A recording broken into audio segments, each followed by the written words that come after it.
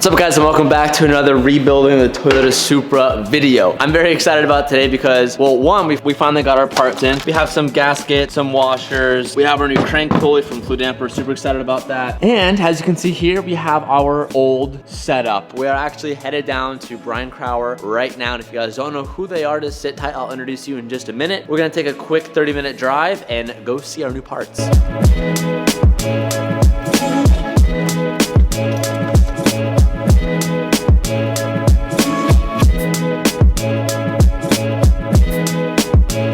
All right, well, because you guys got 25,000 likes, we're gonna be building this motor up just a bit. So I drove down to BC, Brian Crower. He's known really well for his 2JZ internals and his cam gears and his cams and all that stuff. So let's go shopping.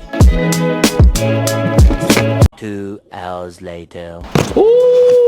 So we just got back from BC. Here is a list of parts that we ended up picking up for today. We got camshafts, dual valve spring kit, new valve intakes, new valves for the exhaust, adjustable cam sprockets, valve guides, valve seals. What's gonna be really interesting about this is I know absolutely nothing about building a top end. I know absolutely nothing. So a lot of this is gonna be me learning it, and I'm assuming for most of you guys, we're all learning at the same time. Like, I don't know what any of this stuff is. Huge shout out to Brian Crower, huge shout out to BC. If you guys are looking to build a JZ, like I said, in my opinion, I feel like they're most well known for their JZs, what they do Honda stuff. And if you're looking for internals for a motor, that's definitely the place to check out. And they're local to me, so I always love supporting local brands, as you can tell.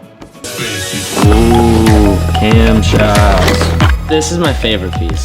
Oh!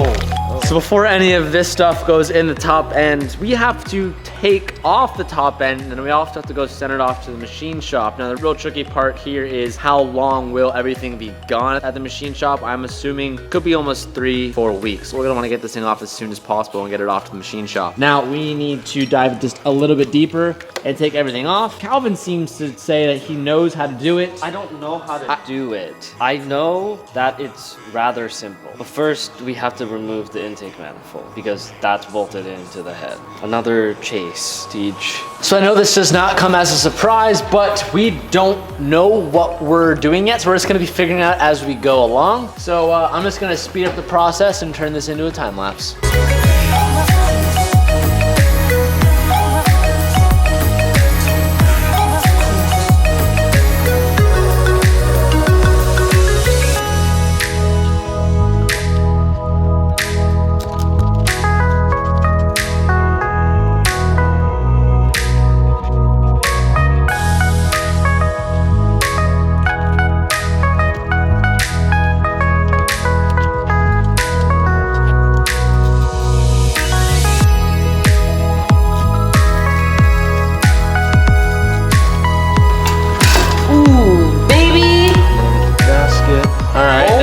My goodness, Teach. The intake manifold is coated in oil. That probably smells so much. No, show me the other side. These ones you could definitely. You really can't see it, but they're like disgusting. So now with the intake manifold removed, we're gonna take off of what they call the delivery pipes to the intake manifold. Once we get that off, that's gonna go ahead and get this fuel rail out of here. Once all that is off, we're gonna go ahead and move forth and taking out the cam gears, followed by the cam shafts. Once we remove both of that, then we'll get to the actual head. I wanna make a mental note that we are gonna be setting top dead center to make sure we are all lined up. I'm not sure if the 2J is necessary to do top dead center before taking the heads off, but just to go extra safe, we're gonna do that just in case.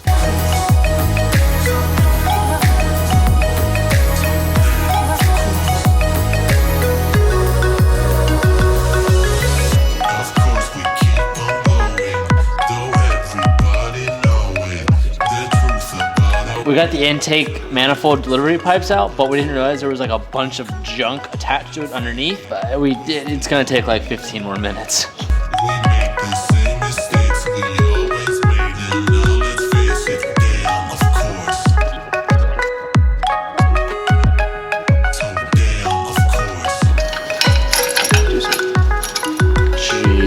Here, put that back in. The wiring harness was clipped into the bottom of the intake manifold, so TJ and I spent the last 15 minutes struggling to unclip it. That was also bolted in the bottom. Oh, that's all it was. That's all it was. Jeez. So easy.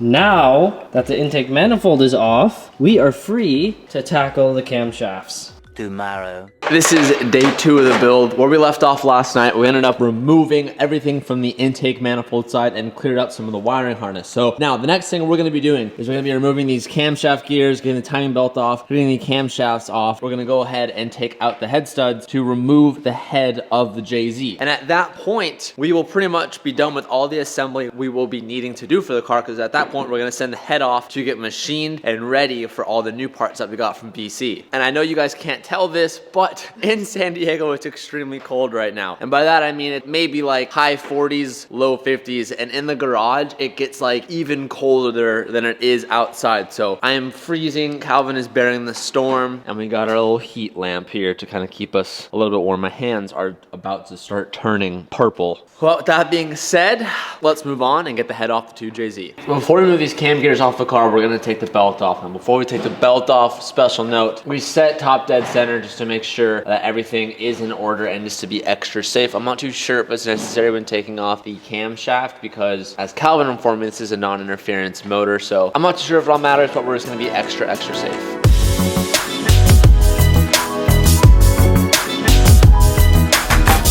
The camshaft is connected to the cam gear, but the thing holding the cam gear and the camshaft together is this bolt. We're not able just to break this bolt by moving this wrench. We're gonna have to have Calvin hold the camshaft on this little hexagonal spot on the camshaft. He holds that, I'm gonna push this, we're gonna break it loose, remove both these cam gears, remove the plate, and then move on to the removal of the camshaft. Oh man, that was so easy. That's scary. That's so good. Look at that. I want a wheel that looks like this. Nice. Oh, go get your other gear. Let's look at it. Oh, built engine now. It's built already. Just kidding. It's just a gear. Oh, it is so pretty.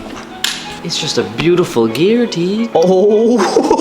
Oh, that looks so cool, man. Insert. Oh, yeah. That looks so awesome. It's already built. It's done. It's done. GG. It's over. I'm gonna get that clear plastic cover that goes right here and get the blue belt, so we have both the gold gears and the blue belt. And it's just like a window. Oh, sh. I'm so excited. Oh, nice. That thing is mean. That's so cool.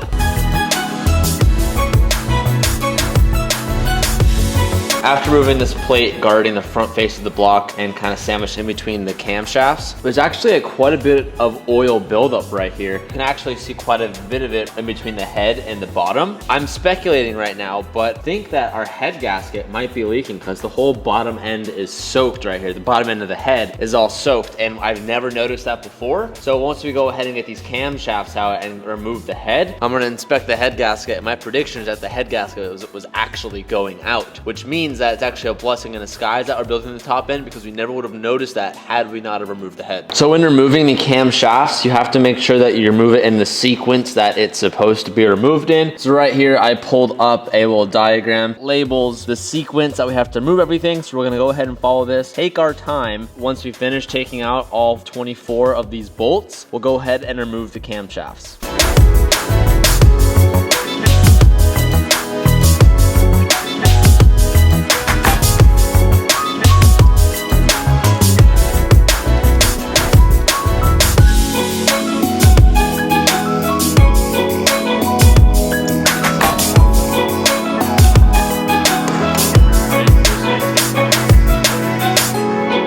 Now with both camshafts out of the car, the next thing we're gonna be moving on to a special. That's not good. It's a 12-sided star in there. It's called a bihexagonal, is what it's allegedly called. Bihexagonal? That's what it says online. There's a sequence to it. TJ knows that sequence. I'm gonna let him do that. I want to clean some bolts.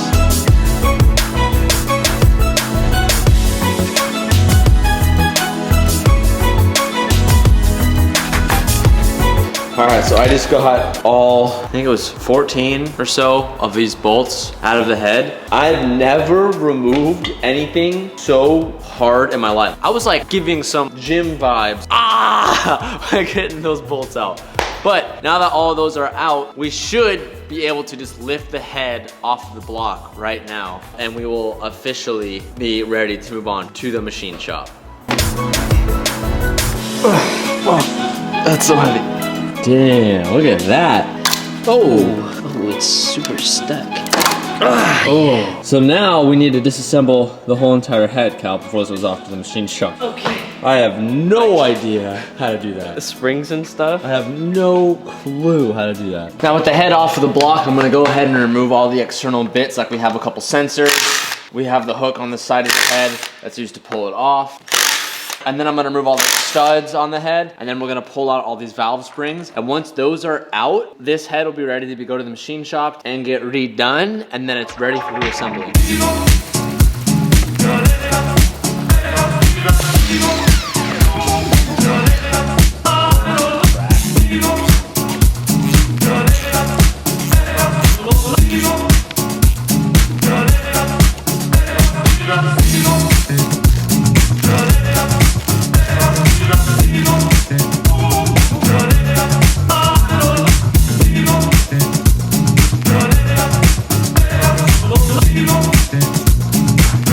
So now that all the extremities of the head have been removed, we're gonna go ahead and start taking out the springs and valves and shims. We have replacement pieces for all of this from BC. Taking these out, you normally do it in order, and that is very, very important when putting it all back together. But since we have all new internals for this already, it doesn't really matter in the order of which we take them out and store it, but we're gonna go ahead and just for safe practice, take this out in order so we can keep track of what we're doing. Now that the buckets have been removed. Normally you use a special tool to push down on the spring, and then it has a magnet that picks up these little retention clips holding in the top of like the valve. We don't have that. So I did some researching online and we've made a homemade device. Now it worked, I just did it once to see if I can make it happen. What I've done is I've got a 1/2" socket, put a 19 on it, put a vice grip, so I made a handle out of it. And then what we did is we got this magnet and we stuck it through the socket, and I so think that's a 3/8.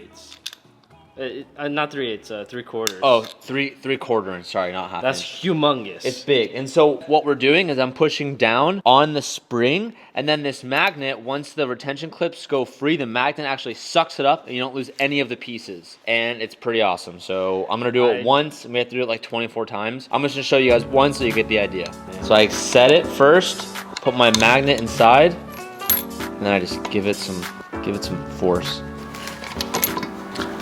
There's one. As you can see, the magnet's caught everything, and you got that off.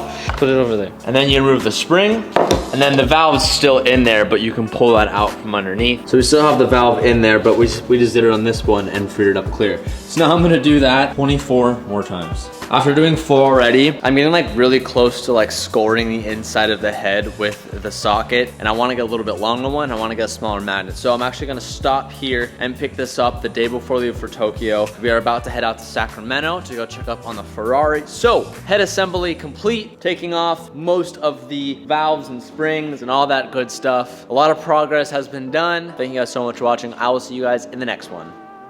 And I'm feeling